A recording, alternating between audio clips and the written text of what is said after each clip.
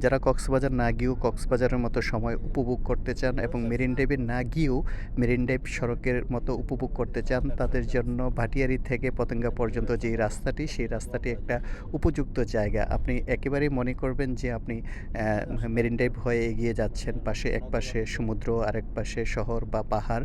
সেই পুরো যে পুরো দৃশ্যটি আপনি এই সড়কে উপভোগ করতে পারবেন। আর এই জায়গাতে আপনি দিনে, দিনেও ঘুরে আসতে পারেন পরিবার-পরিজন নিয়ে বা বন্ধু-বান্ধব নিয়ে, ব্যক্তিগত গাড়ি নিয়ে অথবা বহনেও আপনি যেতে পারেন। আরেকটি জিনিস যে এই সড়ক দিয়ে যাওয়ার পথে বিশেষ করে সূর্যাস্তের সময় আপনি পুরোটা সড়কেই সূর্যাস্ত দেখতে পাবেন।